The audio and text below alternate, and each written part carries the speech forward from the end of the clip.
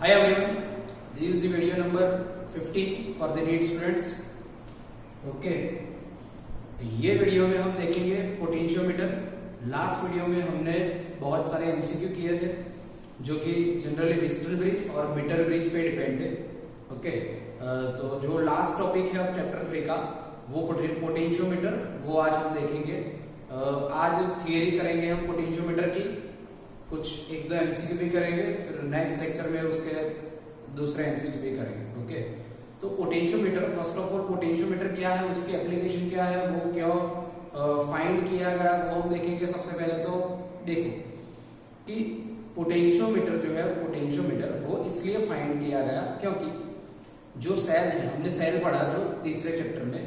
Okay, वो cell का अगर ईएमएफ हमें फाइंड करना है या फिर इंटरनल रेजिस्टेंस फाइंड करना है, तो जो गैल्वेनोमीटर है, जो भी एमीटर है, वोल्ट मीटर है, वो डायरेक्टली हमें सेल का ईएमएफ फाइंड करके नहीं देंगे। ओके, इन शॉर्ट मैं आपको बोलूं तो अगर हम वोल्ट मीटर से सेल का ईएमएफ फाइंड करने जाए, अगर हम वोल्ट मीटर से सेल का ईएमएफ फाइंड करने जाए तो हमें सेल का ईएमएफ नहीं मिलेगा, सेल का टर्मिनल वोल्टेज मिलेगा। ओके, वोल्ट मीटर से सेल का टर्मिनल वोल्टेज मिलेगा, ईएमएफ हम फाइंड नहीं कर सकते। इसलिए हम यूज करते हैं पोटेंशियोमीटर का। पोटेंशियोमीटर का यूज क्या है, तो सबसे पहले use of potentiometer is that कि पोटेंशियोमीटर से हम सेल का ईएमएफ और सेल का इंटरनल रेजिस्टेंस फाइंड कर सकते हैं। ओके, पोटेंशियोमीटर से सेल का ईएमएफ और सेल का इंटरनल रेजिस्टेंस हम फाइंड कर सकते हैं। तो यह है यूज। सबसे पहले पोटेंशियोमीटर जो है उसका प्रिंसिपल देख लो, वो कैसे काम करेगा।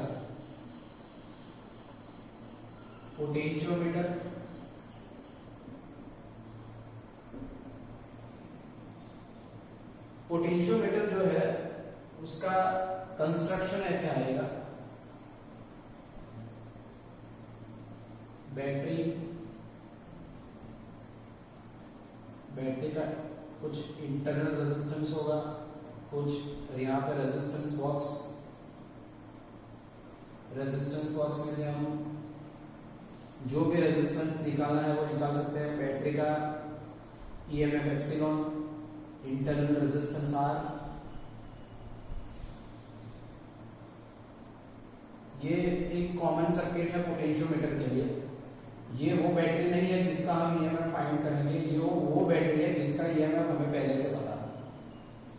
और ये जो सर्किट है इसके साथ, ये जो डिवाइस है इसके साथ हम पोटेंशियोमीटर कनेक्ट कर रहे हैं, ये है पोटेंशियोमीटर। पोटेंशियोमीटर कुछ नहीं है, नाम उसका पोटेंशियोमीटर है, मींस मीटर ही है, लेकिन ये पोटेंशियोमीटर 1 मीटर का नहीं होगा, 1 मीटर से ज्यादा का होगा। ओके, तो ऐसा होगा पोटेंशियोमीटर। ये होगा 1 मीटर, 1 मीटर, 1 मीटर, 1 मीटर। तो हमारे पास जो ये पोटेंशियोमीटर है वो है टोटल 4 मीटर का, 4 मीटर का। तो ये टोटल 4 मीटर का पोटेंशियोमीटर। जनरल ये जो मीटर का जो वायर है, पोटेंशियोमीटर का जो वायर है वो कांस्टेंट या फिर मैग्नीज का बनेगा। क्यों? क्योंकि अगर ये ऐसे मटेरियल है कि इसमें से करंट पास हो तो उसका टेम्परेचर बढ़ेगा, लेकिन टेम्परेचर बढ़ने से उसकी रेजिस्टिविटी बहुत चेंज नहीं होगी। क्योंकि अगर रेजिस्टिविटी चेंज हो गई बहुत ज्यादा प्रोपोर्शन में तो करंट भी चेंज होगा। इसलिए हमने ऐसा मटेरियल यूज किया है कांस्टेंट या फिर मैग्नीज कि अगर जिसका टेम्परेचर चेंज होगा तो रेजिस्टिविटी बहुत ज्यादा चेंज नहीं होगी। ओके, यहाँ पे एंड के लिए भी ऐसे ही मटेरियल यूज किए हैं। तो ये सिंपल पोटेंशियोमीटर जो है उसका कंस्ट्रक्शन प्रिंसिपल क्या आएगा कि अगर मान लो सिर्फ ऐसा पोटेंशियोमीटर की हमने एक सर्किट बनाना, तो इसमें से अब करंट तो फ्लो होगा ही। ये करंट कितना फ्लो होगा, current is equals to according to Ohm's law क्या आएगा कि जो पोटेंशियल है डिवाइड बाय रेजिस्टेंस। तो यहाँ पे पोटेंशियल है एप्सिलॉन डिवाइड बाय रेजिस्टेंस में ये इंटरनल रेजिस्टेंस, ये रेजिस्टेंस बॉक्स का सपोज ये एक्सटर्नल रेजिस्टेंस आर है तो आर, और प्लस ये पोटेंशियोमीटर का रेजिस्टेंस आएगा। मान लो कि ये पोटेंशियोमीटर ऐसे बना है, ये पोटेंशियोमीटर ऐसे बना है कि जिसका पर यूनिट लेंथ जो रेजिस्टेंस है, per unit length resistance 4 ohm. Okay, per unit length resistance.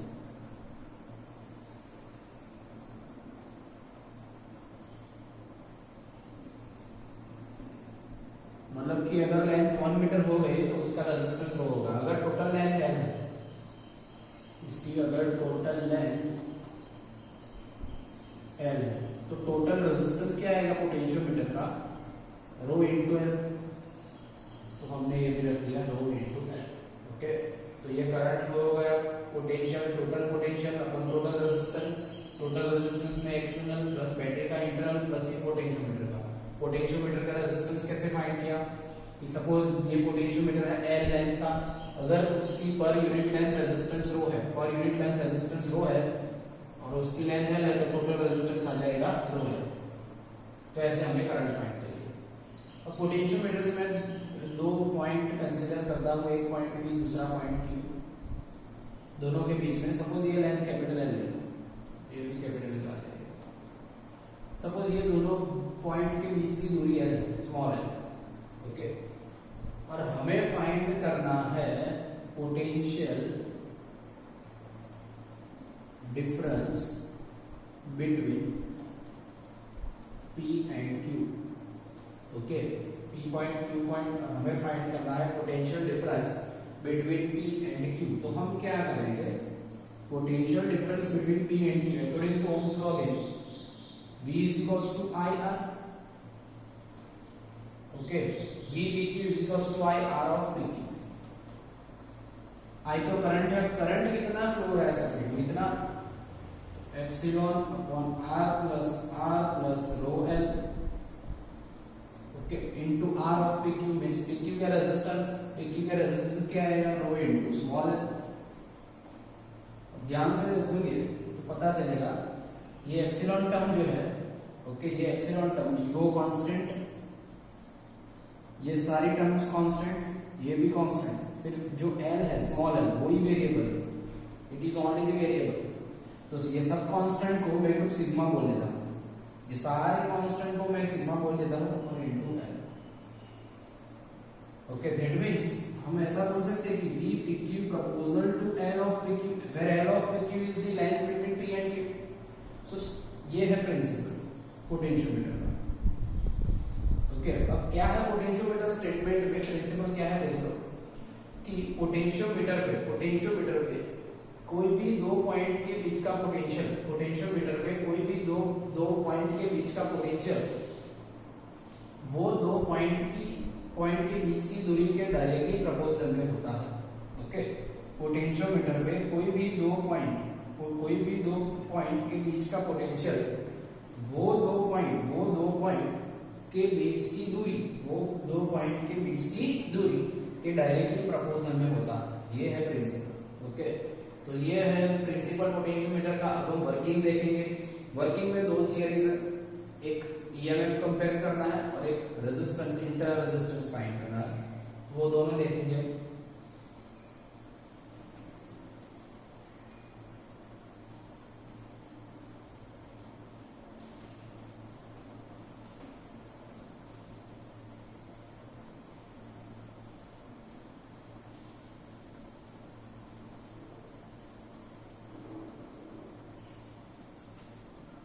Potentiometer के वर्किंग में एक चीज हमेशा आपको याद रखनी चाहिए, वो ये है कि जब सेल में से कोई भी सेल हो, ये कोई भी सेल है,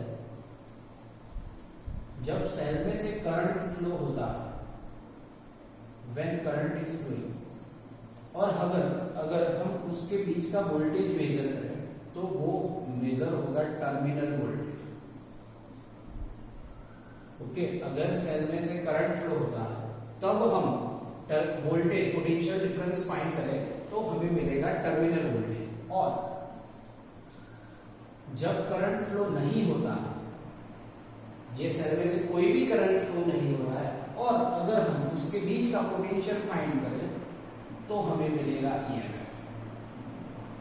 ओके, तो ही हमें मिलेगा EMF। अगर करंट फ्लो नहीं हो रहा है तो उसे हम ओपन सर्किट कंडीशन भी बोल सकते हैं। ये चीज याद रखना है, ये अगर याद होगा तो पोटेंशियोमीटर की थियरी है वो बहुत आसान हो जाएगी। याद रखो कि अगर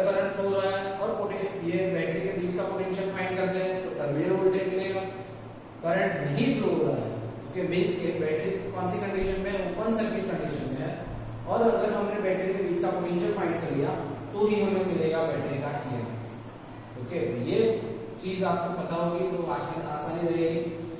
ये कैसे आता है इसका वीडियो मैंने जो रिवीजन वीडियो है इंग्लिश मीडियम का चैप्टर 3 का उसमें रखा। ओके, तो अगर आपको डिटेल में देखना है तो आप उसे भी देख सकते हैं। पोटेंशियोमीटर के वर्किंग में सबसे पहला जो एप्लीकेशन है वो देखेंगे, तो वो है first to compare EMF of two cells. सबसे पहले हम दो सेल का ईएमएफ कंपेयर करेंगे। ओके, तो अगेन जो पोटेंशियोमीटर की जो नॉर्मल सर्किट है वो तो हम ड्रॉ कर ही लेंगे।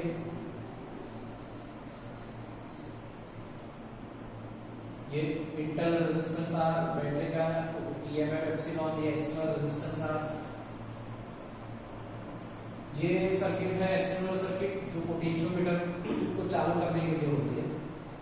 यहां से हम कनेक्ट करते हैं पोटेंशियोमीटर, ये है पोटेंशियोमीटर।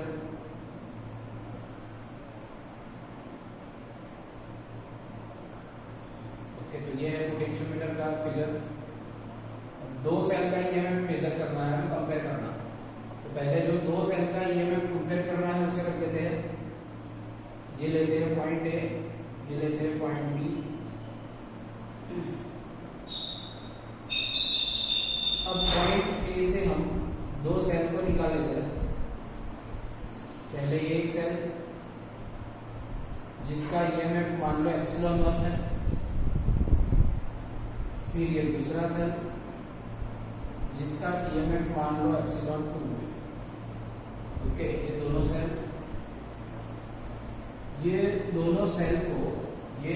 सेल को आप एक कॉमन की से ज्वाइन कर सकते हो। ओके, ये दोनों सेल को एक आप कॉमन की से ज्वाइन कर सकते हो, या फिर आपको वेरिएबल कीज चाहिए होगी। मीन्स एप्सिलॉन 1 और एप्सिलॉन 2 दोनों की वेरिएबल की चाहिए होगी, और ऐसी की चाहिए होगी कि जब एक की अगर एप्सिलॉन 1 की क्लोज्ड है तो एप्सिलॉन 2 वाली ओपन रहेगी, और अगर एप्सिलॉन 2 वाली क्लोज है तो एप्सिलॉन 1 वाली ओपन रहेगी। ऐसी की चाहिए। तो हम सपोज ऐसी की ऐसे ड्रॉ करते हैं।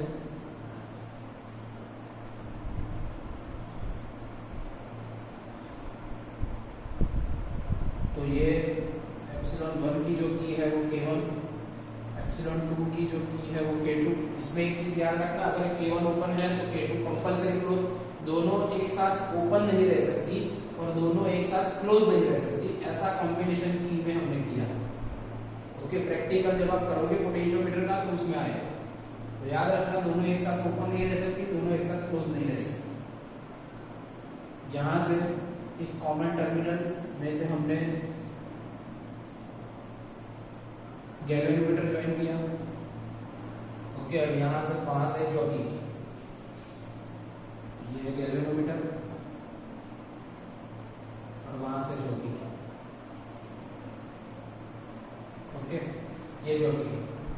तो ये है एक सिंपल कंस्ट्रक्शन दो सेल के ईएमएफ को कंपेयर करने के लिए। कुछ बहुत हार्ड नहीं है, इजी है। ओके, दो सेल याद रखना, दोनों सेल को ऐसी की से कनेक्ट किया कि दोनों एक साथ ओपन नहीं रह सकती, एक साथ क्लोज। ओके, अगर ये एक ओपन है तो दूसरी क्लोज रहेगी, दूसरी क्लोज है तो पहली ओपन रहेगी। ऐसा वैसे वर्सा गैल्वेनोमीटर और उसके साथ जो। अब वर्किंग चालू किया तो सबसे पहले केस में क्या करेंगे हम? सबसे पहले केस में हम कर रहे हैं कि K1 ओपन है, जो की K1 है वो ओपन है। अगर की K1 ओपन है तो जो एप्सिलॉन 1 वाली बैटरी है उसमें से कुछ भी करंट नहीं फ्लो होगा, क्योंकि ये तो ओपन है। अगर क्लोज होती तो ही सर्किट क्लोज होती और करंट फ्लो होता। लेकिन अगर हम K1 की को ओपन कर लेते हैं तो पहले सेल में से कोई भी करंट फ्लो नहीं होगा। अगर पहले सेल में से कोई भी करंट फ्लो नहीं होगा, दैट मींस ये पहला जो सेल है वो ओपन सर्किट कंडीशन में आएगा। ओके, तो यहां से करंट तो फ्लो होगा, लेकिन ये सेल एप्सिलॉन 1 में नहीं जाएगा, एप्सिलॉन 2 में जाएगा और पोटेंशियोमीटर में जाएगा। ओके, अब ये सेल और पोटेंशियोमीटर तो पैरेलल कनेक्शन में आ जाएंगे। अब क्या करना है हमें कि करंट तो फ्लो हो रहा है पोटेंशियोमीटर में से, करंट तो ऑब्वियसली पोटेंशियोमीटर में से फ्लो हो रहा है। ओके, तो अब गैल्वेनोमीटर जो है, गैल्वेनोमीटर उसके साथ जो भी झोंकी कनेक्टेड है, वो झोंकी को हम पोटेंशियोमीटर के फर्स्ट पॉइंट से मूव करना स्टार्ट करेंगे, यहां से मूव करना स्टार्ट करेंगे। सपोज झोंकी यहाँ पे आ गई और पॉइंट सी मिला, जो C point null point, okay, जो सी पॉइंट नल पॉइंट है, मींस कि वहां पे जो करंट फ्लो है, मींस कि गैल्वेनोमीटर का रीडिंग है वो 0 बता रहा है। ओके, जो गैल्वेनोमीटर का रीडिंग है वो क्या बता रहा है, 0। तो कंडीशन ऐसी हो गई कि इसमें तो करंट फ्लो नहीं हो रहा था, बैटरी में से तो करंट फ्लो नहीं हो रहा था पहले से, अब पोटेंशियोमीटर में से भी करंट नहीं फ्लो हो रहा है, जो पोटेंशियोमीटर है उसमें से भी करंट नहीं फ्लो हो रहा है, मींस के दोनों के बीच का पोटेंशियल अब सेम होगा वो कंडीशन में। ओके, दोनों के बीच का पोटेंशियल सेम होगा। सपोज ये पॉइंट ये है, ये पॉइंट पी है, सी मान लो। ओके, ये पॉइंट सी है तो C1 मान लो, और सपोज A से C1 की दूरी L1 है, A से C1 की दूरी L1 है। अब अगर मुझे A से C1 के बीच का पोटेंशियल फाइंड करना है, A से C1 के बीच का पोटेंशियल फाइंड करना है, तो अभी हमने प्रिंसिपल देखा, उसमें से हम बोल सकते हैं कि VAC1 is equals to sigma L1, V of AC1 is equals to sigma L1 means के V of AC1 proportional to L1, लेकिन पोटेंशियोमीटर के बीच का पोटेंशियल और EMF दोनों पैरेलल में तो सेम होगा, तो हम बोल सकते हैं कि एप्सिलॉन 1 प्रोपोर्शनल टू L1। तो पहले सेल का जो EMF है वो L1 के प्रोपोर्शनल में आ गया। ओके, कुछ नहीं किया हमने, एप्सिलॉन 1 की बैटरी जो है उसमें से करंट नहीं फ्लो हुआ, तब जहां पे हमें नल पॉइंट मिला वही लेंथ हमें EMF का टर्मिनल EMF देगी, बैटरी का EMF देगी। ओके, ऐसे ही सेम केस, लेकिन सेकंड जहां पे K2 को अब ओपन कर दिया, जो भी हमने K1 के लिए किया वो सेम K2 के लिए, K2 को ओपन कर दिया, तो सीधी बात है यहाँ पे 1 में से करंट नहीं फ्लो हो रहा है, यहाँ से 2 में से करंट नहीं फ्लो होगा। ओके, जो बैटरी 2 है उसमें से करंट नहीं फ्लो होगा। अब अगेन फिर से झोंकी को मूव किया, और अगेन सपोज झोंकी ने जो नल पॉइंट है वो यहाँ पे बताया C2 पे, तो हम बोल सकते हैं कि AC2 की जो अगर लेंथ L2 है, तो V of AC2 is equals to sigma L2 होगा, means V of AC2 proportional to L2 होगा, मींस दूसरे सेल का EMF प्रोपोर्शनल टू L2 होगा। ओके, जो प्रोसीजर पहले सेल के लिए की थी वही प्रोसीजर सेकंड सेल के लिए, तो ये दोनों रिजल्ट मिले हमें। अब ये दोनों रिजल्ट पे से हम बोल सकते हैं कि epsilon 1 upon epsilon 2 is equals to L1 upon L2। Okay, ये दोनों रिजल्ट से हम बोल सकते हैं epsilon 1 upon epsilon 2 is equals to L1 upon L2। L1 first EMF का null point, L2 second EMF का नल पॉइंट। ओके, तो एक दो सेल का EMF जो है हमने कंपेयर किया। ये थियरी आनी चाहिए आपको। ये थियरी में आपको आना क्या चाहिए, नीट की रिगार्डिंग, कि एक तो ओपन सर्किट कंडीशन में बैटरी को काम कराना है, तो ही हमें उसका जो EMF हो वो मिलेगा। और ये फॉर्मूला याद होना चाहिए कि दो सेल का जो EMF है वो दोनों के नल पॉइंट के प्रोपोर्शनल होता है, तो इतना याद होना चाहिए आपको। अब हम इसमें से कुछ MCQ कैसे पूछे जा सकते हैं वो देखेंगे।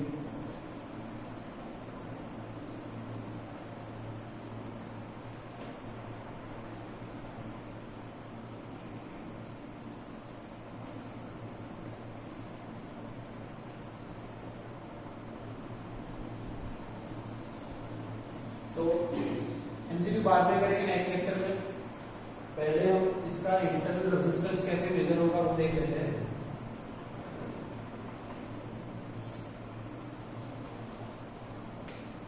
सपोज एक बैटरी है हमारे पास,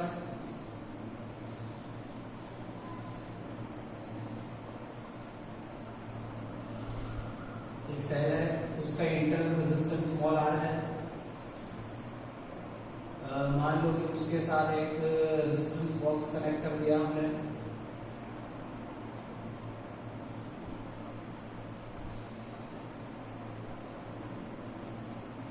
उसके साथ एक गैल्वेनोमीटर, अगेन उसके साथ जोड़ी की, ओके ऐसे कनेक्शन है। हाँ, दोनों के साथ की होगी K1 K2। उसका इंटरनल रेजिस्टेंस कैसे फाइंड करेंगे वो देखते हैं, वो भी बहुत इजी है, कुछ हार्ड नहीं है उसमें भी। सबसे पहले K1 को ओपन करते हैं। अब ऑब्वियसली K1 को ओपन किया तो ये सेल का हम ईएमएफ मेजर कर सकेंगे क्योंकि वो ओपन सर्किट कंडीशन में आ जाएगा।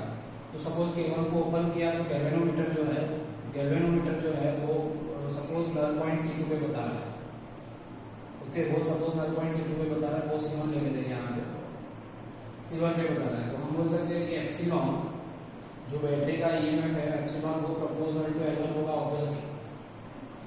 अब हमने K1 को क्लोज कर दिया, K1 को क्लोज किया मींस कि ये बैटरी में से अब करंट फ्लो होगा, ये बैटरी में से करंट फ्लो रहा है। तब हमने अगर नल पॉइंट फाइंड किया, सपोज वो नल पॉइंट C2 पे आ रहा है, ओके तो अगर अब K1 को क्लोज किया मींस कि ये सेल अब ओपन सर्किट कंडीशन में नहीं है, वो क्लोज सर्किट कंडीशन में आ गया। और अगर वो क्लोज सर्किट कंडीशन में आ गया तो ईएमएफ मेजर नहीं करेगा, वो टर्मिनल वोल्टेज मेजर करेगा। तो उसका टर्मिनल वोल्टेज रहेगा proportional to L2, okay. Epsilon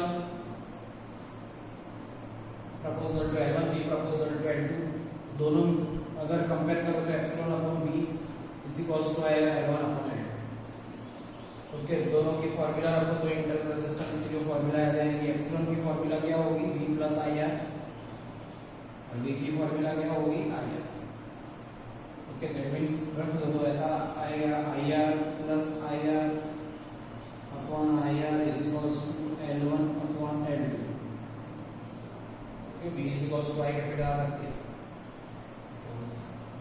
I cancel, that means R plus R upon R is equals to L1 upon L2। इसमें से आपको सब्जेक्ट नल इंटरनल रेजिस्टेंस मिल जाएगा। तो इस तरह से आप दो सेल को कंपेयर भी कर सकते हैं और जो सेल है उसका इंटरनल रेजिस्टेंस फाइंड कर सकते हैं पोटेंशियोमीटर में, ओके। ये थियरी इंपॉर्टेंट, बोर्ड के लिए भी इंपॉर्टेंट, और ये फॉर्मूलाज जो है उसके रिगार्डिंग एमसीक्यू भी आते हैं। पोटेंशियोमीटर में थियरी बेस्ड भी एमसीक्यू आते हैं, लॉजिक क्लियर रहेगा तो आप वो एमसीक्यू सॉल्व कर सकेंगे, ओके। आई होप आपको पता चला होगा।